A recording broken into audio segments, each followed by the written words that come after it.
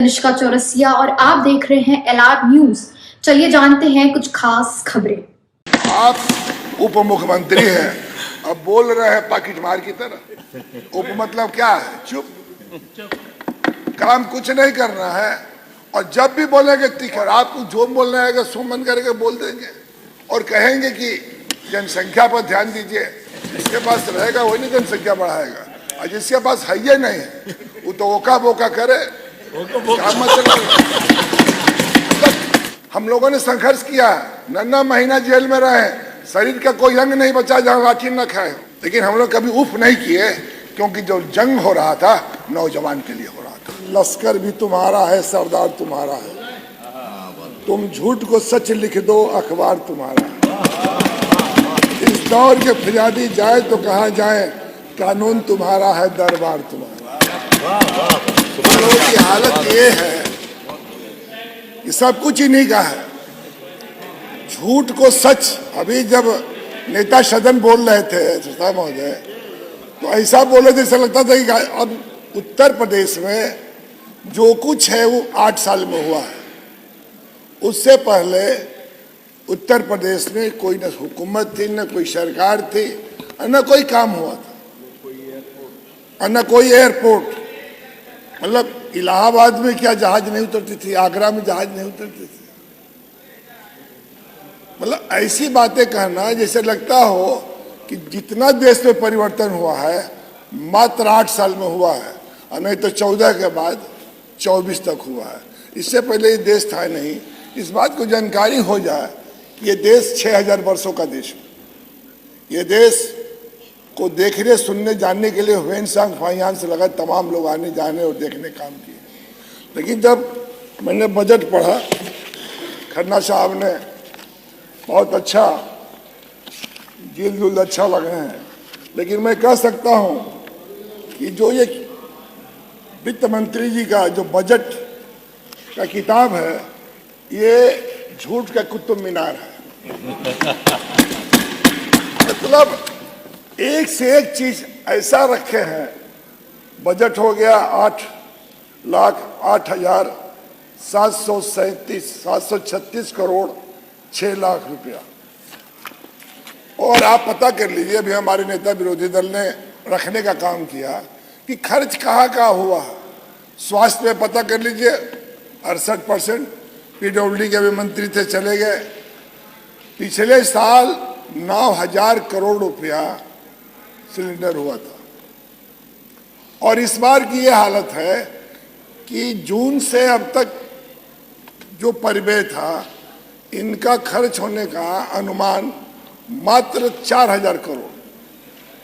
Budget थी 21,000 करोड़ की और खर्च हुआ 4,000 करोड़। और इनसे पूछा जाए तो विकास की बात, और तुम नेता सदन ने कहा हम सबकी विकास चाहते हैं, हम पूरे सदन की विकास चाहते हैं। आप पता कर लीजिए विपक्ष के किसी विधायक का त्वरित में कोई काम हुआ है? पहली बार अधिष्ठाता महोदय, हम लोग पूर्वांचल विकास नीति की स्थापना माननीय मुलायम से इस दुनिया में नहीं है, माननीय चंद्रशेखर जी इस दुनिया में नहीं है, लेकिन उनकी रूह कहीं ना कहीं हम लोग को दुआ देती होगी। कैसे कैसे पूर्वांचल विकास नीति और बुंदेलखंड की स्थापना हुई है। उस समय पिछली पहली बार हुआ कि इसको हर साल बजट सेंट्रल गवर्नमेंट देगी, और पहली बार 20 करोड़ रुपया पूर्वांचल के लिए और 10 करोड़ रुपया बुंदेलखंड के लिए ये पैसा मिला। आप पता कर लीजिए, पूर्वांचल में 2 तरह का हो गया, एक स्टेट सेक्टर हो गया, एक जिला योजना हो गया।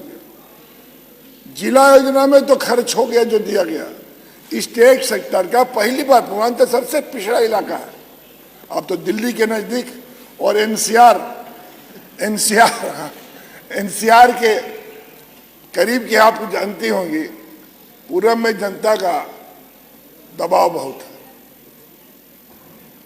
जनसंख्या का दबाव इतना है कि लोग इस बात को कह रहे थे कि उत्तर प्रदेश बिहार का लोग कहाँ जाता है। अभी मनरेगा पर बहस हो रही थी, आप मनरेगा का पता कर लीजिए। अभी हमारे नेता सदन ने कहा था, और 2 तरह की बात अभी इन्होंने ट्वीट किया था 3 जुलाई 17 जुलाई 21 को इन्होंने कहा था कि उत्तर प्रदेश का बजट $1 ट्रिलियन हो जाएगी। अब क्या बोल रहे हैं, अभी लेटेस्ट बोले हैं 21 फरवरी 25 को कि 29 तक $1 ट्रिलियन हो जाएगी उत्तर प्रदेश में। मतलब जो आप बोल रहे हो, जब पहली बार बोले तो किस मुंह से बोले थे और दूसरी बार बोल रहे तो किस मुंह से बोल रहे, समझ में नहीं आ रहा। मुंह से बोल रहे कि कहीं और से बोल रहा। कम से कम इस बात को बोलना चाहिए, बोलने से पहले आदमी को गंभीर। ये बहुत बड़ा पद है।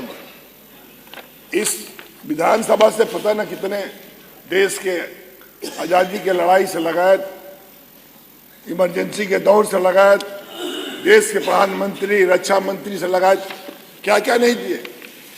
जिस बात को आज बहस कर रहे थे कि माननीय मुलायम सिंह यादव जी को नेता विरोधी दल थे माननीय अटल बिहारी वाजपेयी जी ने, और देश के पहला इकलौता रक्षा मंत्री थे जो सुखोई के लिए जो सिग्नेचर हुआ रसिया में, तो आने के बाद अटल जी ने कहा था कि मुलायम सिंह जी आपको बधाई, और पूरा सदन पक्ष और विपक्ष आपको बधाई दे रहा है कि आपने जो समझौता किया इतना पाक साफ किया कि देश उसको आपके लिए सलाम कर रहा है। और उनके बारे में कहा जा रहा है तो नहीं बोलना चाहिए। एक बुजुर्ग आदमी क्या राय दे सकता है? एक बुजुर्ग आदमी वही राय देगा जो उसके समझ में आएगी कि हम घर के मुखिया, घर के अगुआ हैं, घर के मालिक हैं, अपने लोगों के बीच में बैठकर कहीं ना कहीं अच्छी बात बोलने का काम करें। हम तो एक बात कहेंगे अध्यक्षा महोदय, इस देश का दुर्भाग्य चल रहा है कि इस देश को 4 लोग चला रहे हैं। 2 बेचने में लगा है, 2 खरीदने में लगा है। माननीय सदस्य, अब आपका समय खत्म हो रहा है। 7 मिनट हो गए। 7 मिनट बोला है। ये रख रहा हूँ, पहला रख रहा हूँ। और हमारी तरफ से बजट पर पहला है। पहला मैंने कहा कि ये तो यही बोलेंगे ना, पहले 4 लोग चला रहे हैं। अब पता के लिए क्या नहीं बेचा है, सब कुछ बिक गया। रेलवे बिक गया, एयरपोर्ट बिक गया, जेल बिक गया, गेल बिक गया, बिजली बिक गया, सेल बिक गया, कोई बचा ही नहीं। जो लाल किला बेच दिया, LIC बेच दिया, कुछ बचा ही नहीं। जो जो मिलेगा सब बेच देंगे। उनका बस नहीं चलना है तो लोकसभा विधानसभा बेच। इनका यदि बस चले तो ये चाहेंगे कि लोकसभा और विधानसभा भी बेच दे। आप पता कर लीजिए जिस बजट की बात हो रही है कि यहाँ हो क्या रहा है। खुल्लम खुल्ला मतलब इस देश में एक लूट मची है। आदमी गजनी गोरी तैमूर लंग का नाम ले रहा है, गलत ले रहा है। इस समय जो दिल्ली में बैठने वाले लोग हैं, दोनों हाथ पैर सबसे लूट रहे हैं। और उत्तर प्रदेश को हमें वोटों का चरागाह बना दिए। हम कुंभ की बात हो रही थी। जिस दिन घटना हुई चर्चा मध्य में खुद था, मैं 12:30-1 बजे तक जिस तरह भीड़ जा रही थी, नेता सदन रहते तो मैं कहता कि टेक्नोलॉजी के मामले में हमें आपको उतनी जानकारी है जितनी होनी चाहिए। लेकिन जो टेक्नोलॉजी वाले कुंभ के बारे में मेरा कोई इपर डू दैट नहीं है, लेकिन एक धार्मिक प्रयोजन था। अब इनको कौन राय दिया था? अभी नेता सदन ने कहा है कि ये कुंभ मेरा नहीं सबका है, किसी पार्टी का नहीं। ये धार्मिक मेला था। इसमें कौन कहा था, कौन डॉक्टर राय दिया था कि चले जाइए देश भर के, दुनिया भर के जितने अम्बेसडर, चीफ मिनिस्टर उनको बुला लाइए। कि रोज जाम मुगल सराय से राजघाट और काशी आने के लिए आज भी जाम है। आप पता कर लीजिए कि कितना जाम है। और इसके बाद हाँ, सभी लोग फंसे। हम पूरब के लोग हैं, 4 स्टेट आपने प्रचार तो कर दिया कि हम विश्वव्यापी महाकुंभ बनाने जा रहे हैं। पहले कुंभ था और अर्धकुंभ था, अर्धकुंभ को कुंभ बना दिए। ये तो बाड़ी के सौदागर है साहब। मैं कह सकता हूं थोड़ा अन्यथा न ले तो बाड़ी के तस्कर है लोग। ऐसी सुंदर बात बोलते हैं। अब अभी ये कह रहे हैं नलकल जलकल योजना। हमारे यहाँ देश के सबसे बड़े बड़े आबादी के गांव हैं। एक गांव में 25,000 वोट है। मेरे गांव में 15,000 वोट है, बगल के गांव में 26,000 वोट है। बड़े बड़े गांव हैं, हमारे मोहम्मदाबाद के विधायक बैठे हैं, पता कर लीजिए। और इन परिस्थितियों में अब पता कर लीजिए कि जलकल योजना में एक भी, मैंने एक दिन इंजीनियर से पूछा कि हमारे ब्लॉक में किसी भी गांव की एक जलकल योजना में आपने एक भी टंकी और एक भी चालू कर दिए हो नली गली तो बता दो। कहा नहीं हो पाया। तो ये कई सौ हजार करोड़, 6,000 करोड़ का प्रोजेक्ट, और 6,000 करोड़ के प्रोजेक्ट में आप पता कर लीजिए इस प्रोजेक्ट में कितना काम हो रहा है। स्वास्थ्य मंत्री जी से कोई बात कर दी तो उनको बड़ा बुरा लग रहा है। कितने बहादुर है, ऐसा तरह कि हम लोग जानते नहीं है।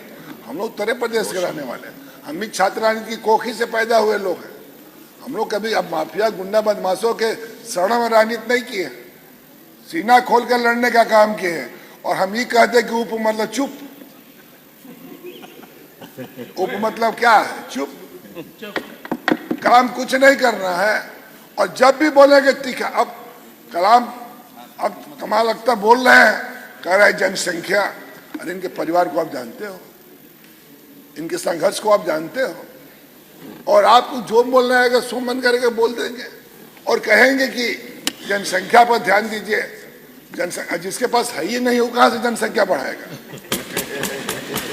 जिसके पास रहेगा वही नहीं जनसंख्या बढ़ाएगा, और जिसके पास है ही नहीं वो तो ओका बोका करे।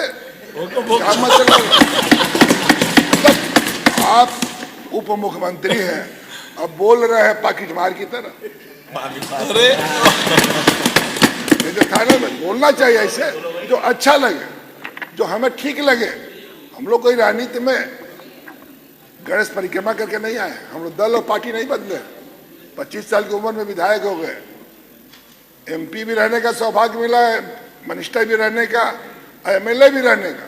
हम लोग किसी को हल्की बातें नहीं करते, लेकिन जो विपक्ष में है नेता सदन, हमारे अग्रज, इनके संघर्ष की दास्तां मैं जानता हूं। हम लोगों ने संघर्ष किया, 9 महीना जेल में रहे, शरीर का कोई अंग नहीं बचा जहां लाठी न खाए, लेकिन हम लोग कभी उफ नहीं किए, क्योंकि जो जंग हो रहा था नौजवान के लिए हो रहा था, किसान के लिए हो रहा था, गांव के लिए हो रहा था। सरहद में जितने छात्रानी से निकले हुए लोग हैं, इनके बारे में चर्चा महोदय पता कर लीजिए।